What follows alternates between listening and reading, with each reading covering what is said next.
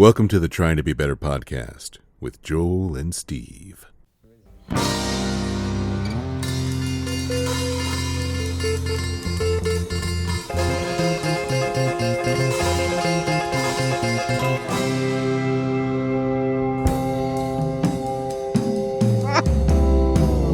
Steve was fucking waiting for me to stop eating my protein bar before you hit record. I'm like, I thought as if we have any sense of decorum. Right, but I thought maybe just as a courtesy to our devoted listeners that maybe they didn't hear you masticating. Some people are into that, bro. That could be a whole wing. AMSR, is that what? ASMR. ASMR. Yeah, some people are into that. People are like, oh, my wife she has like misophonia, dude. But to the Trying to Be Better podcast with Joel and Steve. This is an ASMR podcast, and I'm going to be crinkling trash for you today. That's definitely on the Patreon. Dude, people do that shit. You're like waiting to hit record. I'm like, man, that's don't kink shame, bro. People are into that. I don't want to listen to you chew. How's that? Okay, fine. Hi, everybody. Hi. Welcome to the Trying to Be Better podcast. This is a podcast. And this is a podcast. It is a podcast. It's like however you say that, it's like this is a podcast or this is a podcast. This is a podcast? This is a podcast? Hey, look, we're two middle-aged white dudes with microphones and an internet connection. Yeah, who both I woke up an hour ago and it's noon on Mother's Day. I'm 42. I took a really lovely nap from like 9 to 10. It was great. Did your internal clock just wake you up? Yes. I have an internal clock. It's an external clock. It's shaped like a pug. Who's napping peacefully beside me. But yeah. My internal clock is an external clock. That's actually a pug. A pug dog, yes. Wake the fuck up. She just barks at you? She starts barking. It's time for breakfast. I need to eat, human. I don't have opposable thumbs. You have to give me the food. Yeah, I'm completely dependent on you. So get up. Yeah. I was up really late last night. What were you doing? Well, Steve, I'll tell you what I was doing. I was playing the new Legend of Zelda. Oh, I heard it's really good. Does it meet expectations? I heard it's great. Tears of the Kingdom. Okay, so here's a little fun story about this. Okay. I pre-ordered the game. Which I pre-ordered the physical copy to come to my home from a certain gaming store that I will never do again, not because they're bad, but just because it really didn't start the shipping process until like a day before the game was supposed to be released. Yeah. So I wasn't going to get it on the day it released. It was going to come. It said it was going to come on Monday. So I was like, well, screw this. I'm going to go to Crete Walmart. And I bought a copy there. And then my copy that I pre-ordered came the next day. So I have two copies right now. I'm just going to take the other one back. So is this a what's the Nintendo game? Switch. Is this a Switch game? This is this is on the Switch. Oh, well, maybe I'll buy it from you. Sold. You heard it here, folks. Yeah, I qualified that by saying maybe, but you know. If you want it, it's yours for whatever I paid for it. Okay. Maybe I'll cut you a little deal. We'll see. It's unopened. It's brand new. It's sitting right over there. I'm looking at it. Sure. I played for maybe the first 30 minutes, like the opening sequence of the game, worth the money. Okay. Literally 20 to 30 minutes into the game, which people log hundreds of hours on these Zelda games. And apparently this one is freaking huge, even bigger than the last one. The map is. Yeah, worth every penny. 30 minutes so in. I read a headline about it that said something to the effect of, once in a while a video game comes along that will change your life. Yeah. Do you think it's that good? Well, I haven't really played it. I haven't played it long enough for it to really open all the way up. Like Sure. so I played a couple hours on Friday, played a few hours last night. I just got to the out of the tutorial world sure. where because they have a bunch of new mechanics in the game.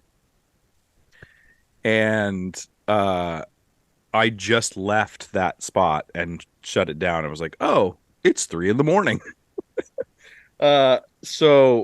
But what I can say about it, and I'll try to be spoiler free for those of you that are waiting to play it or haven't played it yet. Just simply, okay. I was texting with past guest Armando McLean about this because the advertising of the game made it sound like, oh yeah, it's like really, you do a lot of crafting and you put things together and it's fun and use your creativity and your curiosity. And they try to sell that like, you're going to say things like, what if I tried this? And I was like, this is cheesy. I'm just going to do it the way I want to do it. And I'm just going to like play the outline game. Well, they have constructed the game so there are a million ways you can do certain things, like however the fuck you want. And you really do a lot. It really is about your creativity. I mean, yeah, there's like a storyline, but you can like put shit together in ways that however you want. Like you can solve the puzzle however you. And so I literally last night was sitting there like, what if I tried this? Like I said it out loud, just like the commercial. Wow. So they are delivering on their promise. Long story short, they're delivering on their. So it is like kind of, well, I'm going to say the phrase new paradigm, but that may or may not be. It is only that, well, it's kind of stealing from, I don't know that it's new and I've never played the game, but it's kind of stealing from Minecraft in a way where like, sure. You have a bunch of different abilities and a bunch of different stuff to build and put together. Well, I was kind of wondering about that because I've dabbled a little bit in Minecraft and I'm vaguely aware of how that works. It's freaking amazing. Mm-hmm. This game is freaking amazing. It's fucking amazing, Steve. Wow. Yeah. You heard it here first. It's really great. Okay. So if you have one game chip for a Switch, can you play it in multiple? Does like each, because like, for example, I have 2 Switches in my house. Oh, right. Yeah. You need to have 2 game cards so that both people can play it. They both have to be inserted into the device to play the game. At the same time, yes. Yes. Okay. Or you can download it digitally. It'll cost you the same. Right. But if you had, I was going to say, if you had one game card and they played it at different times, they would each have their own save data. So there would be their own, their own save points and their own story, their own progress would be saved on their Switch itself. But yes, they couldn't both play it at the same time. Got it. Well, I guess that makes sense. Yeah. Yeah. Yeah. So that was. So, how was Buddy Guy? Dude. Hard shit. So you don't have COVID? What? No, I don't have COVID. Okay, good.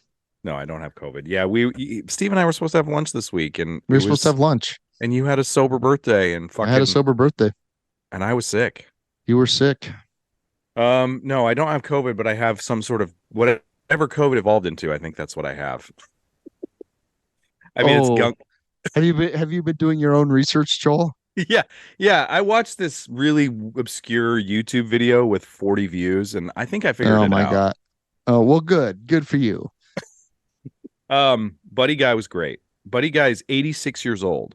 Wow. And Buddy Guy holds court the way a blues legend should. And Buddy Guy gives 0 fucks about what you have to yell at him from the audience, your antics. There was some drunk guy that sort of waddled up to the stage. Really? In the Holland Center? Yeah, yeah. It was an unruly crowd. And I was really, and also there was some sound issues. And so Buddy Guy realized that he was nearing the end of the show, and he was like, bye. Threw out about 40 picks to the audience, waved a bunch, and left. The band just kind of finished the song. It was the most rock. It was the most rock and roll shit I'd ever seen. Right on. That's awesome. He's 86. Zero fucks. Zero fucks.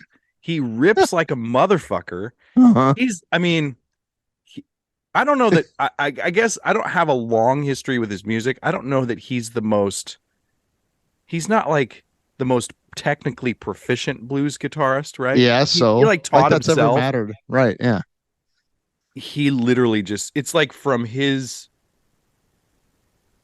he does a lot of hip gyrating for an 86-year-old man, which I appreciate. So it comes from his comes from his loins and his heart right into the guitar. Yeah, good. That's the way it should be. It just rips. He just rips. Anyway, he sounded great. It was great to see him in the Holland Center. He kind of turned, maybe that's it. He turned the Holland Center into a divey Chicago blues bar. That's the best thing he could have done. You know what I mean? Like, that's how you know he's one of the greats. Yeah, because everybody was like, there were people like, he would just stop the band on a dime and tell a story, and like you didn't know where it was going. Right. And I thought that it was like a gag, like he was gonna pick the song, like he was playing Take Me to the River, and he just stopped in the middle of Take Me to the River, and he's like, I'll come back, motherfuckers, don't worry, I'll come back. He never came back to Take Me to the River. But I was like, I thought he was gonna, and I was like, he just so great. He just wanted to stop playing the show with Take Me to a River. I thought he'd wrap it all the way back up. No, maybe he was gonna, but he got pissed at the sound guy and walked off. So it was like, it's so funny. It was wild. I'm 86 years old. I don't need this shit. I don't need this shit. And you guys are here worshiping me. Which is just got to be weird. It's just got to be weird. Yes. That is super weird. The first 50 years of my life weren't great. We're not great. I was raised in poor. Squalor. Yeah. And now here I am playing a bunch of white folk in the Holland Center. It literally, I think I saw Johnny the Jet Rogers in the balcony, right? Wow, I think Johnny the Jet Rogers might have been the only person of color in that room besides Buddy Guy and some members of his band. That's not true, but it was predominantly, he was just like, and we were wealthy, well-to-do. Yeah. So there was this weird dynamic, and he had like this like neon lit backdrop. It was like he was trying to make this very pristine, white concert hall into a divey Chicago bar, and everybody was like, "Well, we can do this," And he was like, "You guys are no. Yeah, no." He was great, and he had a lot of fun. Sure. But he knew what it was. He knew what it was, and he also didn't care what it was. Right, 100%. Why would you? He's getting paid. That was the best vibe though, because it was like he was playing the shit, and he was holding court, and he would stop and start on a dime if he wanted to. He would tell a long story if he wanted to. He told this guy to shut the fuck up, who was trying to he was in the middle of and some drunk guy was like, blah, blah, blah. And he was like, man, y'all in Nebraska don't know how to shut your fucking mouth. And it was great. I'm sure there were some people that walked away like, I didn't really appreciate it. Just play the song. Shut up and play the blues for me. As I'm driving away in my Mercedes, Right. But that was the best. He sounded great, but that was the best part, was his sort of, oh yeah, I don't give a fuck. No fucks. Yeah. I already got paid. Yep. I already got paid. My band already got paid. We could just walk out of here. Yeah. And like I saw, on the touring, somebody in front of me was wearing the shirt from the tour, and like, it's an insane tour schedule. Like, I don't know how anybody at 86 is doing this. It's insane. Well, if he's playing the Holland Center, that means that he's not driving the van and unloading the gear. That's true. Yeah, that's true. When we saw Three Dog Night there last year, Danny Hutton was 80 years old. Yeah. And one of the other singer guys, I can't remember his name. He had to be mid-70s, and like the other guy that afternoon slipped and fell in the tub and like broke his hip. Oh wow. But he still showed up. They wheeled him out in a wheelchair. He sang the show. Wow. So, I mean, I think there's still an element of the show must go on. It's like Willie Nelson.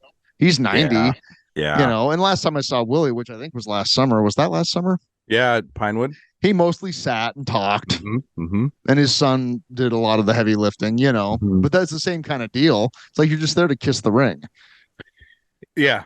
Yep. I noticed that with Willie. Like he had his guitar on him, and he would kind of he'd every once in a while play a little bit. Yeah, he'd strum in a little bit, sing along. Yeah, but his son sounds so much like him that it works. Oh, totally. But this is a long time ago, but L. Kent Wolgamott asked Willie when he was going to stop working. And Willie said, I'm not working. I'm just getting high and traveling around, man. Right. Playing me like the minute this becomes work, I'm out. There's a lesson right there, man. Exactly. I just thought that was so funny. I'm not working. What are you, nuts? I'm not working. Kinda, yeah. You call this work? Kind of. I imagine it's kind of the same thing for Buddy Guy. Mm-hmm. He has people taking care of his business. He's eating catered food. He had a tea guy. See, he had a guy off stage, right? That making tea for him. He had a polka dot coffee cup, or with tea. God knows what it might not have been tea. It looked like tea. Might have been a tea bag in it. And Buddy would come over to the stage, right? Let his band sort of take the song for a minute. Yeah. He'd take a sip of tea. The tea guy would run out, change it out. See, I don't know what's in that tea, but that's how you do that, though. Yeah, man. That's when you've kind of got to the place that it's not really work. No, he has. You go out on stage for 90 minutes, and then you get back on the bus or whatever. Yeah. Mm-hmm. So, but it was really cool, and like, they made and I mean, I don't know what was going on with their vocals. He was not pleased with it, but the band sounded amazing in there, and they turned it up for them. Like it was loud. It was great. Yeah, that's awesome. Yeah, I heard. Well, okay, so on Guess the Year, the guy that's you're like, I'm doing well. You're doing well. I'm doing well, yes. They put an NDA on you, didn't they? You can't talk about it. It's not that formal. But what was the point? Oh, sorry, I interrupted you. On Guess the Year, you were talking about Guess the Year. Yeah, but what was the point? I don't know. You brought up Guess the Year. The guy that's the guest curator for the show that'll drop tomorrow. His name is Michael, and I'm going to butcher this. Damn it. He's a YouTube guitar guy. Oh man, what's his name? You did butcher it. You did tell us that. I mean, Yeah, Palmisano.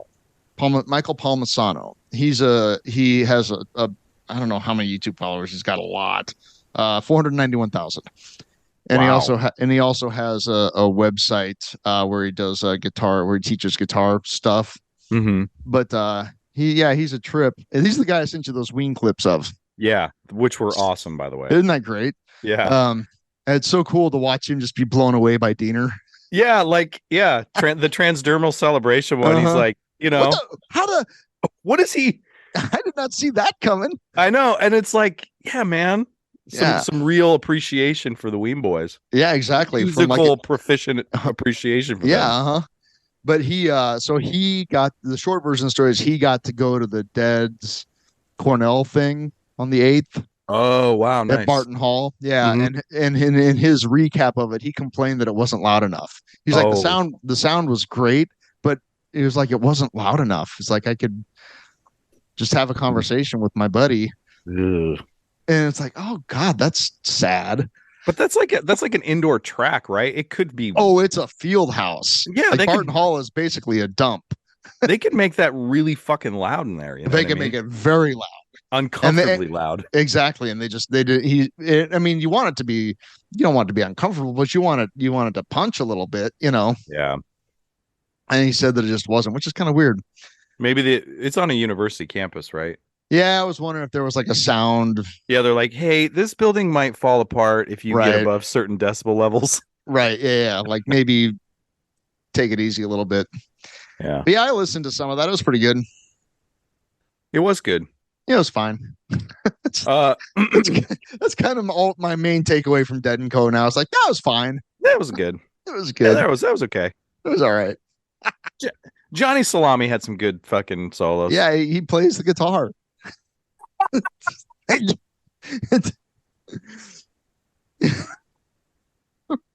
That's the best shit you could ever say about John Mayer. Yeah, he plays the guitar. Like, he does. He plays it very well. I love it. It's true. He plays the guitar. I mean, that's right. Like, yeah, he plays the guitar. Yeah. But Michael Palmisano does. You'll hear tomorrow a little bit of a spoiler. We got to talking about that because we recorded the year before he went to that. Oh yeah. And we got into a little bit of a conversation about the fact that John Mayer does a few times a year puts his pretty decent professional career completely on hold. Yeah. To go play somebody else's songs. Yeah. Yeah. Yep. And like that in and of itself it's impressive. It's something, like that. Mm-hmm. The fact that John Mayer, who again, he has his own thing. Well, yeah, the last tour he did, it was just him. Like it was no band on stage, just nothing. Him selling out fucking arenas with his music. Yeah. And so like for him to take 3 months out of the year, 4 months to do this other thing, like that shows some commitment, some interest, because he doesn't need the Dead, Yeah, I always kind of saw it too. It's also, and maybe this is intuiting too much, and also put a pin in John Mayer. I was talking to my brother Colin last night, and he's like, I really wish that your show was like a live call-in show, because I'd love to call in sometimes and say, hey guys, stop talking about the Grateful Dead. No, but this isn't, and we're paying for this, so fuck you, Colin. We're gonna talk about it. And fuck you, Matt Martinowski. We're gonna talk about John Mayer. We're gonna stuck John Mayer's life. We're gonna stick a pin in him. That's all I got. Anyway, I also kind of thought we're gonna keep going. I also kind of thought that it's kind of an insurance. It's kind of, he's putting down some. I mean, if he played it right, which he does, he's got he tapped into an entire rabid fan base that will love and hate him, right? But it's kind of an insurance, little bit, policy on his fandom. But he also could be, the next Vince Welnick. Yeah, but I don't think he's. I mean, that's true. He's not gonna. Right. In 10 years, it'll just be that footnote. But he found his way into the Dead world where he can kind of like sit in with O'Teal and friends, and it's 100%. You know what I mean? He could fucking sit in with J-Rad, and it would be a huge deal. If Tom Hamilton can set aside his ego to let John Mayer's ego on stage, they're gonna need a bigger arena. They're gonna need a bigger boat. That's for damn sure. So hold on a second. What would happen if Colin did call in and say, "Hey, you guys need to stop talking about the Dead"? And that's all he'd say, and then he'd have to hang up. And then we'd just be like, well, anyway. Right. Whatever. Love you, Colin. Love you. Colin fucking came in strong yesterday with a surprise gift. He got me He got you a gift? He got me a gift on Mother's Day, which I really appreciate. He got me a gift of the Mad Season on vinyl, the band Mad Season from the 90s. Are you aware of this little super group? Nope. Mad Season was a weird little side project of Lane Staley from Alice in Chains, Mike McCready from Pearl Jam, the lead guitarist from Pearl Jam, Mark Lanigan from Screaming Trees and his own solo career, and I forget the drummer's name, and I'm very sorry. But they had this like heavy sludgy, not heavy and sludgy, it was like weird. It was like they made their Led Zeppelin album, like they made a Led Zeppelin album in my mind. It's fucking incredible, and he got me the vinyl of it. So hey, Joel, can you stop talking about Seattle grunge on the podcast? Hey, go fuck yourself, man. I haven't gotten any sleep, and I've been playing video games all night. Oh no! allow me to take it easy on you. Yeah, it's been rough. Did we leave a pin in John Mayer? Did we cover that? I don't know, but you said you wanted to come back and talk about John Mayer. I already did. I did it. Okay, fine. I figured out the pin. Well, at least somebody did. So yeah, guess the year. It's great. I want to just say for anybody out there, and I'm going to continue to plug this. I actually was messaging with the guy that runs that show, Mike. and he said he'd come on our podcast. That would be so cool. Summer cools down, but it is. I just want to toot your hooter for a second. Aww. This shit is made for you. I don't know how you did on the most recent episode, and we can't. I did pretty good. And I know you can't. You signed an NDA, right? I had a good time. That's how I'll put it. It's just a testament to like. Rob Bell talked about this on a podcast recently. Like, why we like what we like. It is okay to like what you like, and you like the Grateful Dead so goddamn much. Right. You're able to decipher between some mid-year switch in some gear, like, well, Jerry was playing this through, and this sound guy was doing this thing in 75, and then in the middle of 75 they switched it. It's like, knowing that shit is fucking awesome. I think so. It doesn't matter to most of the world, but it's like you staying the course of what you dig. It's okay to like shit that you like. You know what I mean? It's so cool. I mean, it was just like I was on one of the most recent episodes, like you going off and people like kind of being blown away by your knowledge. I'm like, yeah, I've known this fucking weird shit about Steve for years, and it's like, it's pretty cool that you fucking know the Grateful Dead the way you know the Grateful Dead. It's my time to shine, baby. Yeah, dude, it's fucking cool. I could listen to you go off on that shit for. Well, you probably more than anybody have. I have. That's true. I mean, you more than anybody, probably you. Sorry. Well, you have forced me to appreciate it. These guys already force anything. Can't force anything. No, the Grateful Dead. Decade. The Dead forced me to appreciate them. You forced me to appreciate your weird knowledge of them. Yes.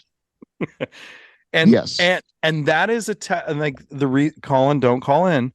You can call in. My phone number is. Oh, he has it. Text. The cool like spiritual lesson of that is that toot your who fucking cares, like right. What you like, right. Like I'm really there was a time where I would be let your freak flag fly. Yeah, careful. Like me liking playing Zelda like right now, right. Like it's fucking awesome and I love it, and it's like there was a time where you'd be ashamed of certain things that you like. It's like, fuck all that, dude. Right. Like, yeah. But it's cool, man. It's cool that you're doing well, so to speak. It's fun. Like it's really, and it's what's really neat for me is that I'm not the only one. And the thing that's been really gratifying is just kind of because I've listened to all of them now, and the diversity of the contestants. Mm-hmm. I mean, there's a lot of 50-year-old white guys, but there's also like 20-year-olds, and there's a guy that was in Spain, Mm-hmm. And it's and there was a son playing his father. Oh wow. Yeah. There are these two guys in Brooklyn. That were one of them won. They're married, and they're like kind of pillars of the queer Deadhead community. Nice. Yeah. And they were playing each other? Yeah. Nice. Uh-huh. That's ultimate like in-house bragging rights right there. Right. To beat your partner and guess the year. Ooh. Yeah. Nice. But I mean, it's just it's kind of all over the place, and that part's really cool, I'm curious. Can you talk a little everywhere. inside? Oh, sorry. Yeah, Go ahead. are everywhere. Yeah. I have an inside baseball question, and I'm tired and caffeinated enough that I totally interrupted you. That's fine. What's the question? How well can you hear the audio? Okay. It's not like if I was playing it on my computer, because it is over Zoom, but he has like the high quality audio turned on. Mm-hmm. Mm-hmm. So yeah, I mean, it's not perfect, but it's perfectly acceptable. Okay. Yeah. That's what I would get nervous that like you couldn't really hear it that clearly because sometimes No, when you it's fine. okay. I mean, and obviously it's kind of up to the individual contestant to have a decent setup, you know. Yeah, right. That's kind of important. And what helps me is I play the game on the same thing that I listen to a lot of music on. Mm-hmm. So I'm already kind of attuned to it in that sense. Mm-hmm. Like I know what the bass is and kind of just the sound of it is not unfamiliar. I'm not playing on some weird rig, you know, that I don't know. Mm-hmm. So that helps a lot. Yeah. Because I feel But like yeah, I mean you that's need to definitely have a good you need to have good audio in order to really kind of pick up on the nuance that you're picking up on. 100%. It has to be high quality. It couldn't just be coming out of like a boom box or you know some shitty little radio. Because that is also that factors into it is ambiance, dynamics. I mean that's all part of the equation, you know. So yeah, that's all really important if you want to play this game and win.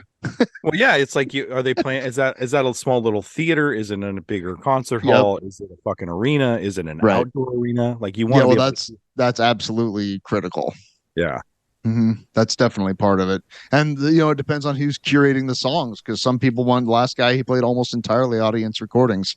You know, so like that changes things a little bit. So yeah, but that's I don't know. It's like this.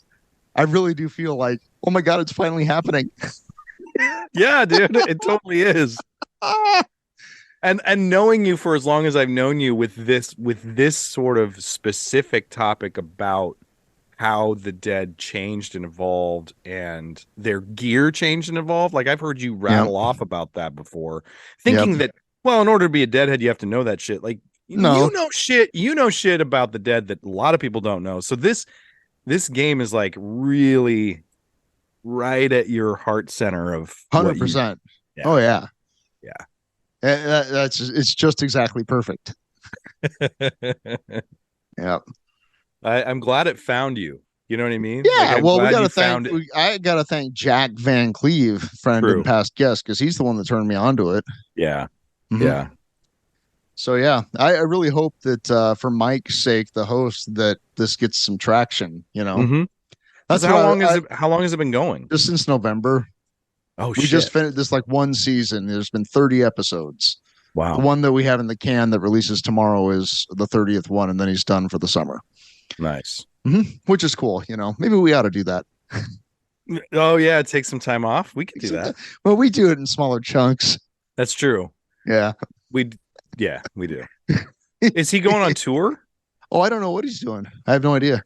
We've kind of, so I messaged him. I'm like, hey man, so you always ask, you know, how do we get into the Dead and stuff? I'm like, how did you get into the Dead? Yeah.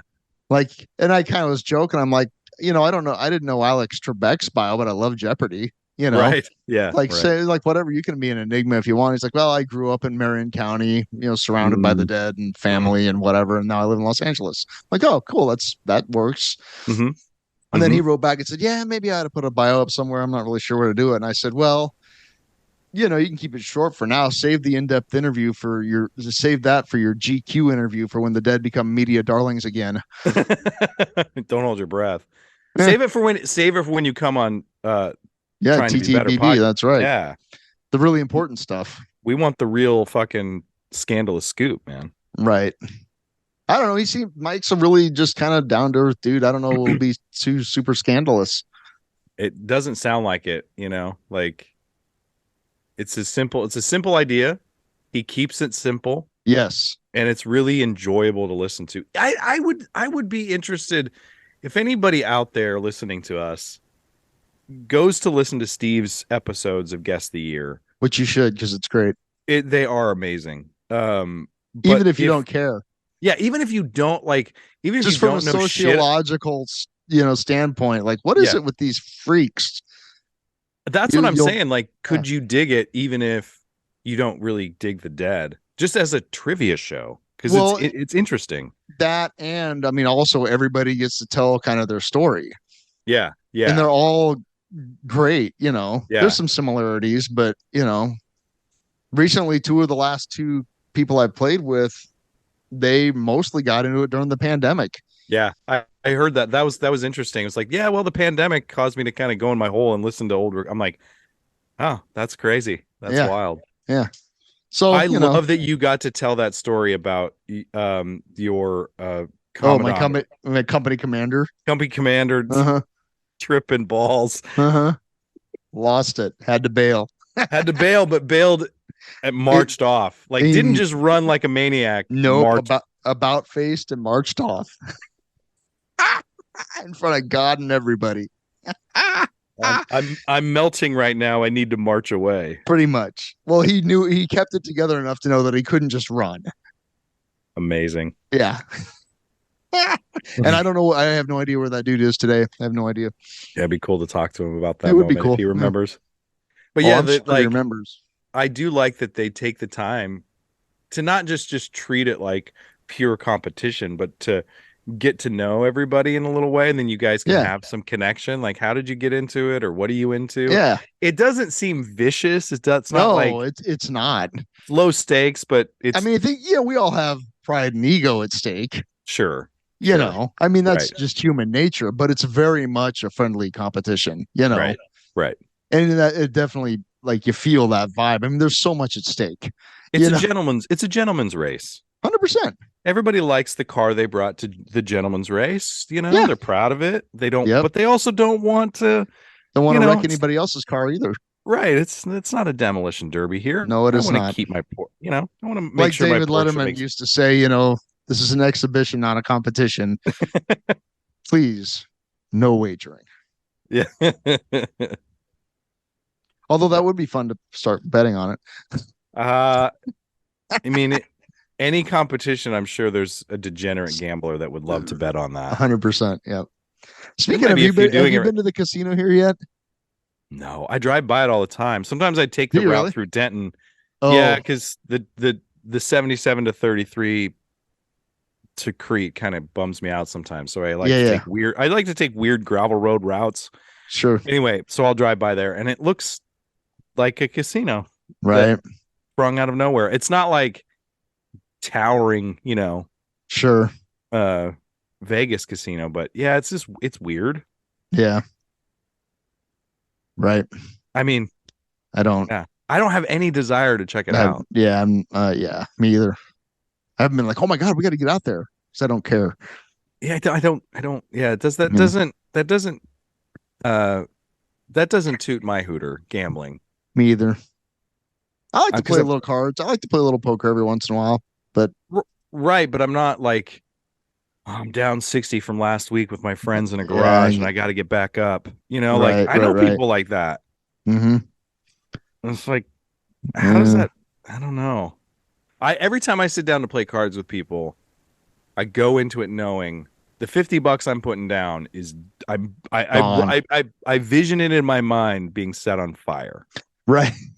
Right. Like, this is already gone. This is the price. This is the ticket you're buying to have fun with your friends tonight. And anybody that's like, I'm out for blood and I want to take all my friends' money. It's just weird. But I played with people like that, and it's like, I don't know, man. Right. I'll never forget. Went down to Kansas City, went to Worlds of Fun with our old friend Chris B. And his friend Katie, and we went down there to, what were we doing? Oh, we went to Worlds of Fun. And then that night we were at, I think, Katie's sister's townhouse somewhere in Kansas City. And we kind of realized that it was early and we didn't have anything to do. So Chris is like, let's go to the casino down the road. And we're like, all right, fine. He wanted to play some blackjack or something. And I mean, Katie'd never been in a casino. She'd never gambled, nothing. So she's like, well, I want to try this gambling thing. What's the easy one? Well, slots. So she's like, fine. So she went and got a $10 roll of quarters, pumped it in the slot machine. She pulled the handle twice and lost it. Right. Yep. And she's like, this is the stupidest thing ever. Yeah. Yeah. Kirsten's such like an energy empath too. Like, we went and saw a show at the casino in Iowa. Horseshoe. Yeah. And walked through the floor. And she's like, man, I'm getting a lot of bad vibes in here. I'm like, yeah, these are all people blowing their retirement here. Right. Like, yeah. That's when I was still on one of my last jobs from the last company I worked for was on the road going to small town banks. The banker, he was like this town in southern Kansas. He's like, you should stay at the casino. We got a group rate. I'm like, all right, fine, whatever. He's like, it's really nice. I'm like, great. So I drove to this casino. I can't remember the name. It was right in where Oklahoma, Missouri, and Kansas meet. I think that's right. I'd have to, maybe I'm getting that wrong. Whatever. It's like the parking lot, the amphitheater, and the casino were all in different states. Oh, okay. Right on. Right.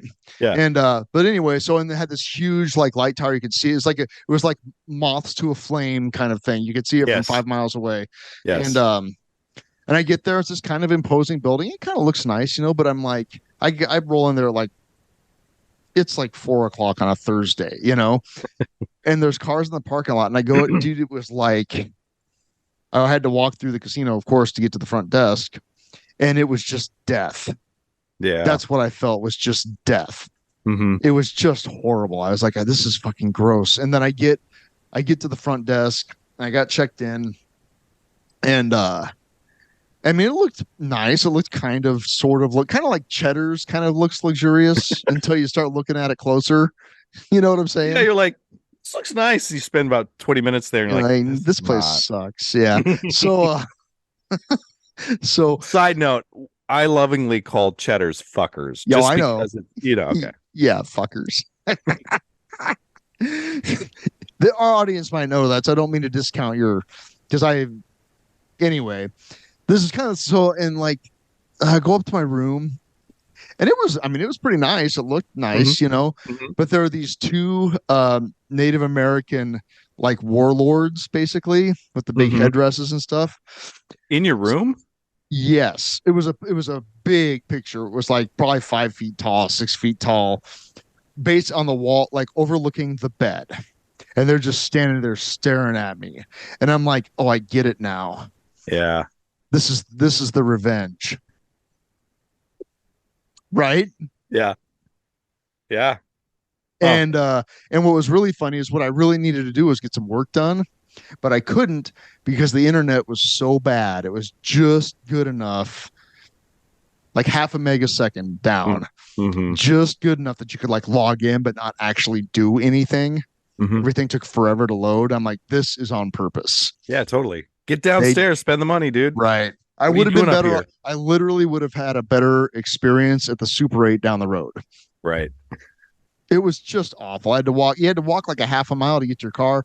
And then what was sad was as I came and went, because I was there for like 4 days, as I came and went, the number of people sleeping in their cars in the parking lot.